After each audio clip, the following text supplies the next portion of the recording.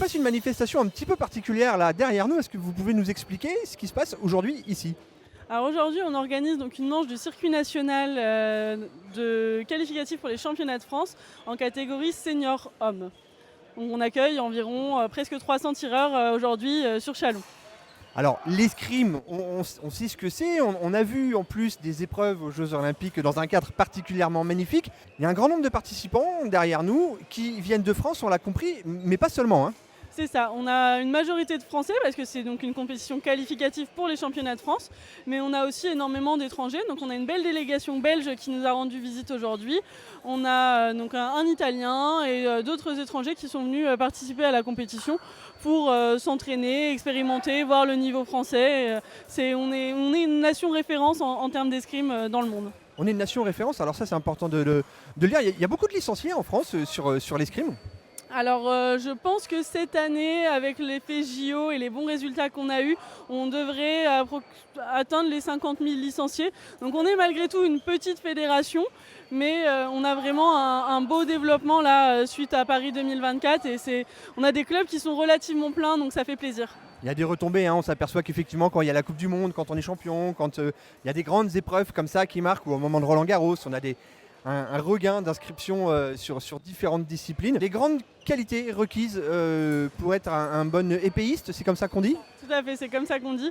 Les grandes qualités, je pense que l'escrime, ça apporte aussi beaucoup de valeur et donc ça permet d'apporter aussi des qualités personnelles. Moi, ça m'a beaucoup aidé à me développer dans ma vie personnelle et professionnelle.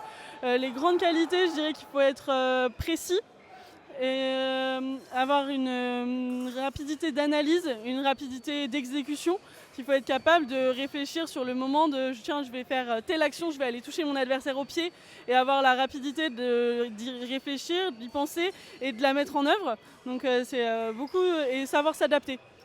Alors on le voit aux images, hein, on imagine qu'il faut aussi beaucoup de cardio parce que ça avance en recul, beaucoup de cardio, beaucoup de souplesse aussi j'imagine. Si parmi les jeunes qui nous regardent, certains auraient envie de se mettre à cette discipline-là, comment est-ce qu'il faut qu'ils procèdent? Alors, ils sont les bienvenus pour venir essayer, découvrir. Nous, on est avenue du Général Sarrail, au complexe Gérard Philippe. Et du coup, ils peuvent venir essayer, découvrir l'escrime et se renseigner sur nos réseaux sociaux ou notre site web.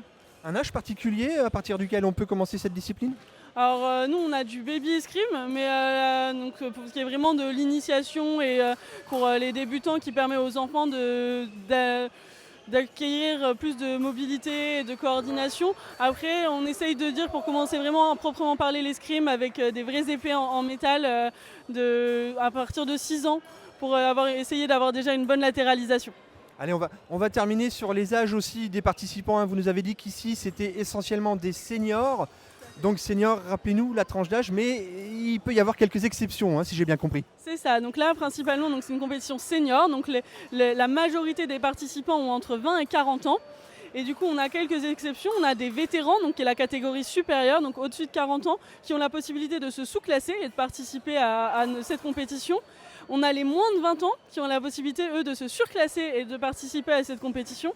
Et on a encore des plus jeunes, des M17, des moins de 17 ans, qui ont la possibilité donc, de se double surclasser pour participer à la compétition. C'est le cas d'un de nos tireurs chalonnais qui a profité de l'expérience d'avoir une telle manche, une telle compétition pour prendre de l'expérience et venir s'amuser et prendre du plaisir avec des grands noms de l'escrime. Super, merci. Alors des grands noms de l'escrime, hein, vous nous l'avez dit, il y en a quelques-uns. Est-ce que l'entrée est libre pour les Chalonnais qui souhaiteraient venir vous rendre visite au cours de ce week-end? Tout à fait, l'entrée est libre, vous pouvez venir admirer des beaux matchs. Donc demain, les finales et demi-finales se tireront à partir de 13h. Donc ce sera les matchs les plus beaux. On a Nelson Lopez-Portier qui sera là, qui a gagné le tournoi du Monal, donc une Coupe du Monde il y a de ça 2 ou 3 ans. On a des beaux noms de l'escrime qui seront là tout le week-end et pour vous faire découvrir cette discipline. Oksane, merci beaucoup. Des remerciements peut-être à adresser avant qu'on termine cette interview?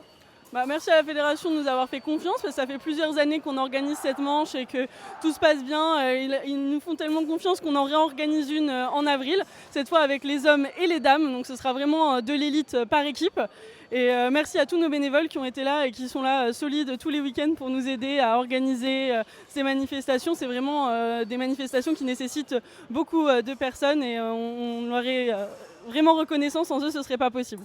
Eh ben, le message est passé, on salue les bénévoles en règle générale parce que c'est vrai qu'être bénévole, ça suscite beaucoup d'investissement. Oxane, merci beaucoup de nous avoir accordé du temps. On va vous laisser continuer à chapeauter un petit peu toute cette manifestation chalonnaise. Et puis on espère que ça va bien se passer pour vous et on invite toutes celles et ceux qui auraient envie de vous rencontrer à aller vous rencontrer au complexe Gérard Philippe. Merci beaucoup. Merci à vous. Nous sommes toujours à l'espace Pierre de Coubertin en présence d'Annelle. Alors Annelle, vous ne participez pas aujourd'hui parce que vous venez de me le rappeler à juste titre, c'est une compétition pour l'instant masculine, mais c'est aussi, vous aviez une préparation à Toulouse et finalement vous ne faites pas pour une raison bien particulière. Est-ce que vous pouvez nous expliquer pourquoi? Oui, moi je suis encore junior, donc je prépare les championnats d'Europe juniors qui se tiendront qui se dérouleront la semaine prochaine. Et c'est pour ça que je faisais pas la compétition donc équivalente à celle d'aujourd'hui qui se déroule à Toulouse. Et les championnats d'Europe se dérouleront où? À Antalya en Turquie. Et donc c'est pour bientôt. Comment on se prépare à une compétition comme celle-ci? On a eu plusieurs étapes de Coupe du Monde cette année pour se préparer justement. Et donc en individuel et par équipe. Et là on est dans la dernière phase de préparation où on s'est beaucoup entraîné cette semaine et là en début de semaine on va bien s'entraîner pour peaufiner un peu les détails pour être prête pour la semaine prochaine. On continue avec Gaëtan. Alors Gaëtan, est-ce que vous participez vous à la compétition aujourd'hui? Vous êtes chalonné, je crois. Oui, c'est ça, oui, je suis chalonné depuis maintenant 6 ans. J'ai rejoint l'équipe il y a 6 ans et je participe. Là j'ai fait mon tour de poule et j'attends que le deuxième tour se finisse pour mon tableau. Voilà. Mais vous n'êtes pas senior? Si, moi je suis senior, oui. D'accord. Et alors comment ça se passe pour le moment cette compétition pour vous? Pour moi, on a fait poule, donc poule de 7 tireurs. Donc il y avait 6 matchs, j'en ai gagné 4 et perdu 2. Voilà, donc je vais attendre mon classement et je vais avoir un tour de tableau pour savoir si je passe au deuxième jour ou pas. Vous avez commencé jeune, l'escrime? Oui, tout jeune, vers les 5-6 ans, comme beaucoup de monde ici, je pense. C'est vrai, c'est un sport qui se commence jeune. C'est ça, ouais, c'est un sport qui plaît, donc en général, quand les gens commencent jeunes, ils continuent. J'ai demandé à Oxane tout à l'heure les qualités requises pour être un bon épéiste. Vous diriez qu'il faut quelles qualités en ce qui vous concerne?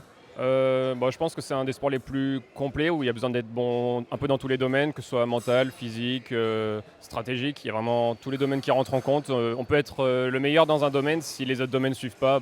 On peut être le meilleur technique, le meilleur physique si on n'a pas le mental qui suit, ça ne marche pas. Donc il faut être très complet en escrime. Vos ambitions sur ce sport, ça va jusqu'où? Le plus loin possible. Moi j'essaye de faire ma route. Là, moi je suis senior, donc je suis aux alentours de la 20e place nationale. Donc le but c'est de passer les étapes pour intégrer le niveau d'au-dessus et monter dans le classement au fur et à mesure. Merci à tous les deux. Merci à vous. Vous étiez sur le collectif Chalonnais, à très bientôt.